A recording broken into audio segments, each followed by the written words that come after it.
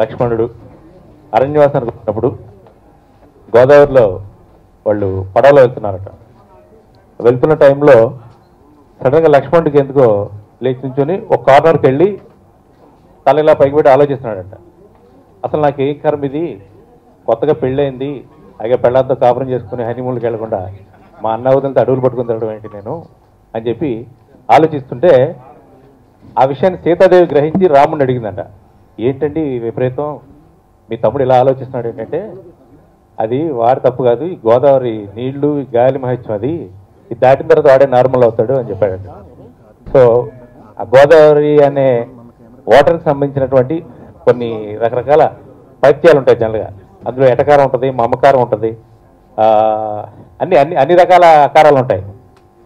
గోదావరి సినిమాకి మ్యూజిక్ డైరెక్టర్గా నేను కమిట్ అయినప్పుడు మిత్రుడు మోహన్ ఈ సినిమా దర్శకుడు తను అలా గోదావరి మీద ఒక సాంగ్ చేద్దాం అన్నాడు.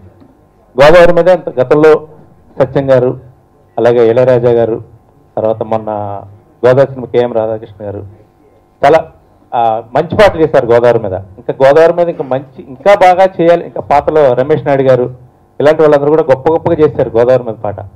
ఇంకా గోదావరి మీద కొత్తగా మనం చెప్పేది ఏం లేదు. అందుకని ఇంకో వేరే రూట్లో వెళ్ళి ఆలోచిద్దాం. ఈ సినిమా బేస్ గోదావరి జిల్లాలో ఉండే పులస కూడా ఈ సినిమాలో ఒక ప్రధాన పాత్ర వహిస్తుంది కాబట్టి, సో గోదావరి జిల్లాల వాళ్ళ మనస్తత్వాన్ని చూపించే సినిమా కాబట్టి గోదావరి వాళ్ళ మీద సాంగ్ చేద్దాం. సో ఆ రకంగా అంటే గోదావరి వాళ్ళు ఎట్లా ఉంటారు ఏంటి అనేది, ఎందుకంటే నేను గోదావరి జిల్లా ఉన్నా కాబట్టి నాకు చిన్నప్పటి నుంచి నాకు తెలుసు. సో దానికి సంబంధించినటువంటి ఆ మెటీరియల్ని ఈ పాటలో పెట్టి చేయడం జరిగింది. గారు చెప్పేశారు. నేను చెప్పాల్సిన ఒకే ఒక మాట ఏంటంటే, మోహన్ గారు ఈ సినిమాలో రఘు గారు చెప్పినట్టు కథే హీరో అన్నట్టు అంత మంచి కథ, అంటే మనసుకి హత్తుకునేంత చాలా స్వచ్ఛమైన కథను రాసుకున్నారు ఆయన. గోదావరి అని పేరు కేరాఫ్ గోదావరి అని పెట్టినందుకు నిజంగా గోదావరిలో అక్కడ అలా జరిగే సన్నివేశాలకి మనసును హత్తుకునేటటువంటి కథను రాసుకున్నారు. అలాగే అందులో చేసే పాత్రలు ఆర్టిస్టులు కూడా అంత చక్కగా కరెక్ట్గా సూట్ అయ్యే వాళ్ళనే తీసుకున్నారు. మోహన్ గారు ఎంత ఎటకారంతో డైలాగ్స్ రాశారో రఘు గారు అంత ఎటకారం సమకూర్చి మ్యూజిక్లో అంత బ్యూటిఫుల్ సాంగ్స్ ఇచ్చారండి. సినిమా సెన్సార్ వారు చూసి చాలా బాగుందని మమ్మల్ని అభినందించడం జరిగింది. దానికి మేము చాలా సంతోషం. అలాగే ఈ సినిమాలోని పాటలు ఆల్రెడీ ప్రేక్షకుల ముందుకు వచ్చినాయి, చాలా బాగా హిట్ అయినాయి, అది మీ అందరికీ తెలిసిన విషయమే. ఈ సినిమాలో మంచి కామెడీ, ఎమోషను, మంచి కథాబలంతో ఈ సినిమా తీయడం జరిగింది. దాన్ని ప్రేక్షకులు ఆదరిస్తారని, అలాగే ఈ సినిమాలో నటించిన రోహిత్, హీరో రోహిత్, శృతి వర్మ, దీపు నాయుడు, సుమన్ గారు, పోసాని గారు, మధుమణి గారు, కోటేశ్వరరావు గారు, భరణి గారు, ఇలా చాలా చక్కగా నటించారు ఈ సినిమాలో. దీనికి తగ్గట్టుగా రఘు కుంచ గారు మా సాంగ్ సంగీతాన్ని చాలా బాగా ఇచ్చారు.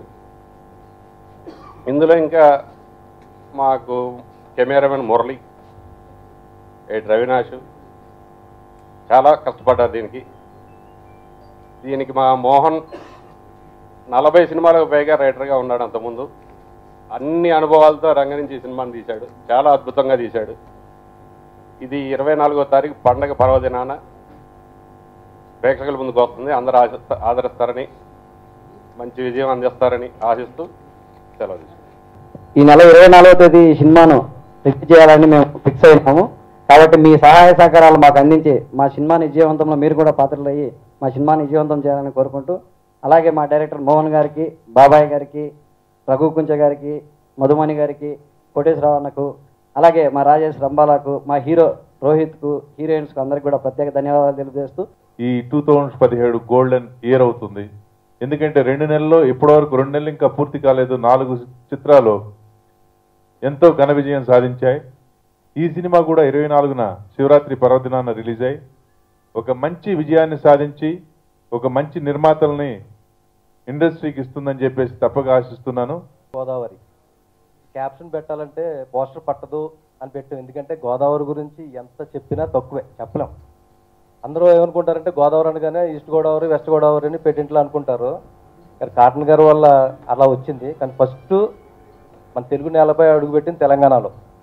తర్వాత ఇక్కడ 13 జిల్లాలు ఆంధ్రాలో 13 జిల్లాలు, ఇక్కడ 31 జిల్లాలు కలిపితే 44 జిల్లాల ప్రజలకి అనుబంధం ఉన్న గోదావరి, కేర్ ఆఫ్ గోదావరి.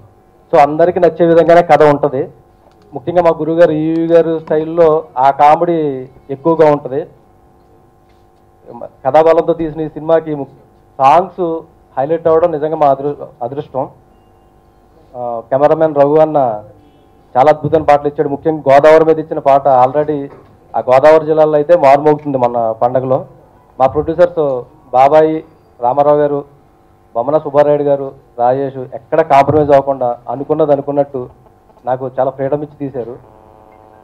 మధుమణి గారు, కోటేశ్వరరావు గారు చాలా బాగా చేశారు. అంటే పాత్రలకు ప్రాణం పోశారు.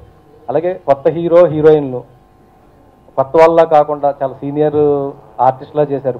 మా గురుగారు పోసాని గారు, సుమన్ గారు, ఇలా అందరూ సీనియర్ ఆర్టిస్టులు అందరూ ఈ సినిమాలో యాక్ట్ చేశారు. ఈ నెల 24వ తారీఖు శివరాత్రి కానుకగా రిలీజ్ అవుతుంది.